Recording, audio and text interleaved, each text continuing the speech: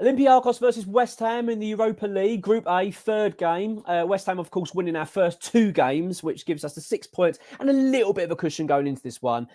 But make no mistake, I think this is going to be a tough game for West Ham. This is not going to be easy. I think we are up against a side that are doing very well domestically. They're top of the league. They're unbeaten in 8 games, 6 wins and 2 draws, I believe. It's going to be a hostile atmosphere. Before we go into it, though, I just want to quickly say that we're giving away a West Ham top, home, away, or third. We're giving away every month for the whole season. All you need to do is be a subscriber. So just all you need to do is click subscribe, and then that's it. You're in part of the competition, and also you follow the channel, helps us out, and so you're part of the journey for the season. It's going to be an interesting game, this one, and Olympiacos, as I say, they're a tricky customer, you think, in these sort of in games, and with the environment, the atmosphere. West Ham are going to be up against it. They've just recently had a lot of crowd trouble domestically. I think if a game that's played at the weekend, I think it's even going legal in terms of whether they need to replay the game or how they're going to deal with it. So because I think fireworks were thrown onto the pitch and all these sort of situations. So I think West Ham are going to be in for a bit of an interesting experience, and one that we need to be prepared for. The players need to be prepared for. The fans need to be prepared for it. It's going to be a tough game, but as we've seen so many times with West Ham, we just seem to handle the European stage well. I don't know why that is, but we just seem to be we adapt well to these scenarios. So I'll go into it with a little bit of confidence. I mean, obviously the Villa game adds to this, doesn't it? Because it's knocked us a bit. It's certainly not me. I'm not now going into this as I usually would be, thinking, yes, really rubbing hands together. I think I really fancy this. I'm thinking, that's certainly sowed a seed of doubt in my mind, and I want it put to bed. And that's why I'm grateful for these games. I like the fact that we can then move on from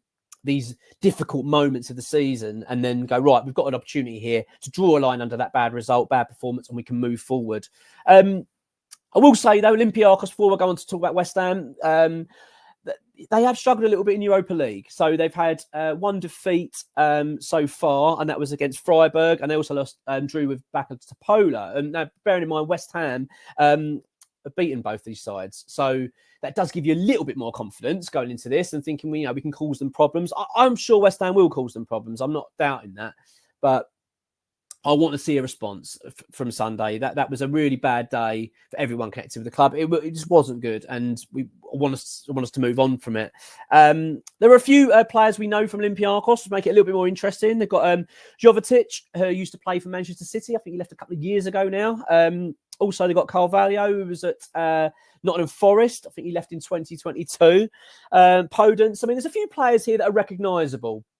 They're a good side. And this is not going to be a walk. Absolutely no way. It's going to be a tough encounter.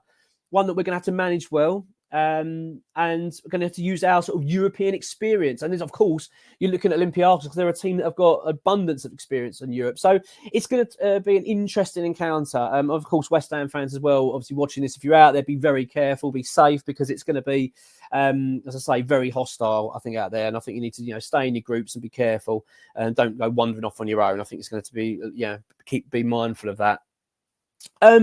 West Ham, though, let's talk about the situation that West Ham, of course. Let's talk about the Villa situation. I mean, David Moyes is under a bit of pressure here, and I don't mean that in, well, he just lost a game. I don't mean it like that. I mean more that he's under pressure in how he responds in his team selection. I think because, let's be frank here.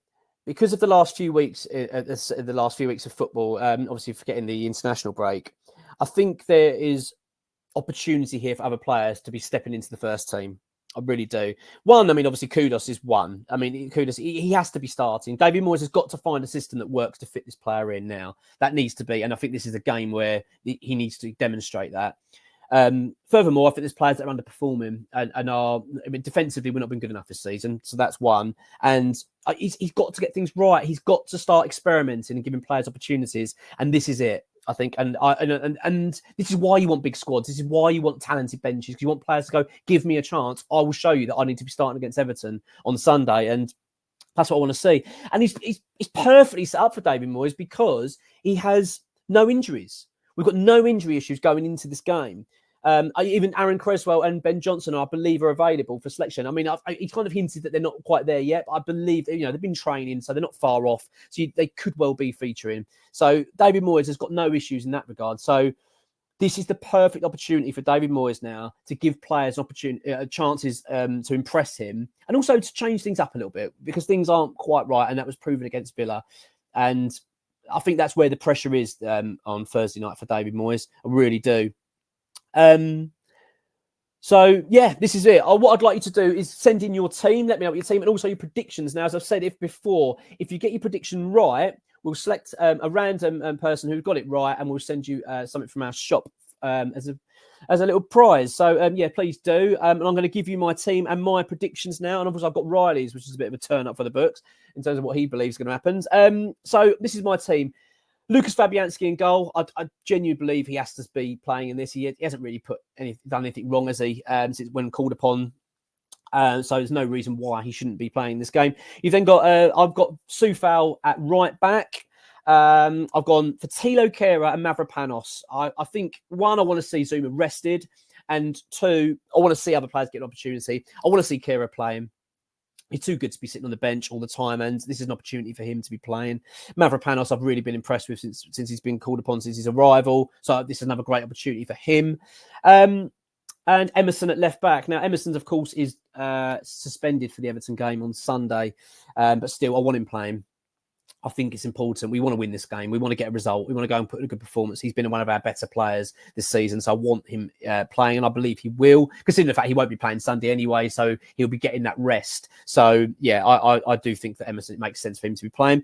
Midfield, Alvarez and James Ward-Prowse, of course, both kind of the back of probably their worst performances in the West Ham shirts against Aston Villa. They were just not at it, and they were really overrun, and it just wasn't a good day for them. So I want to see them both put that to bed, put in a good performance. I think the only way you can draw a line under a bad result is to get out there and play again. So yeah, absolutely, Alvarez and James Ward-Prowse.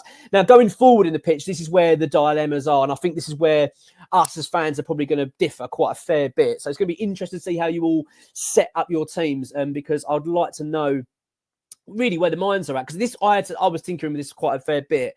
I'm not really sure how to go, but this is what I've gone for. I've gone for Paqueta in the middle, behind the sort of the striker role. I think I'm a little bit unsure of this left-hand position now after the Villa game. It's as I say, it's sowed that seed of doubt in my mind whether that's the right place for him. I don't know.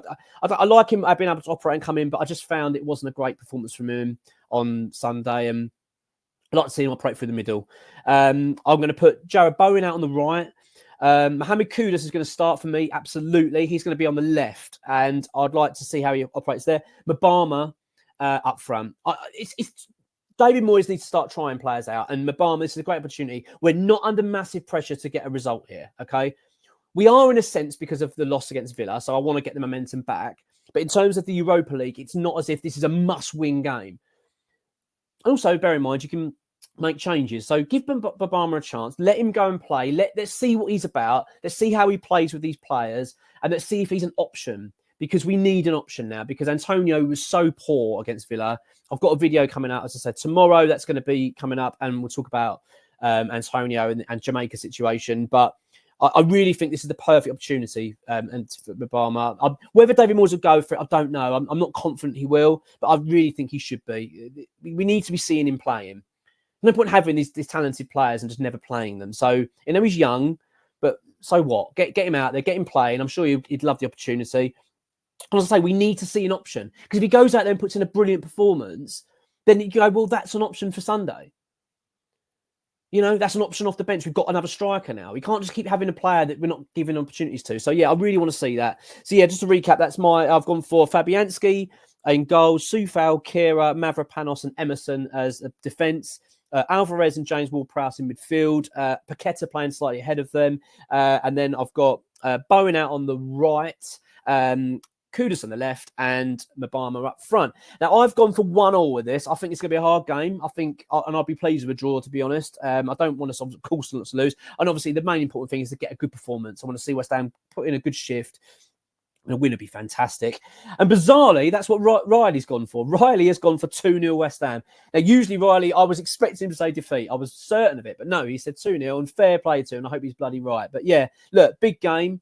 And as I reiterate, I'll just, be safe out there for everyone that is out in Greece. It's going to be, hostile to say the least. So yeah, just be a bit, keep your wits about you. But yeah, big game this, and big game for David Moyes, because we need to respond after Sunday. Come on, you Irons.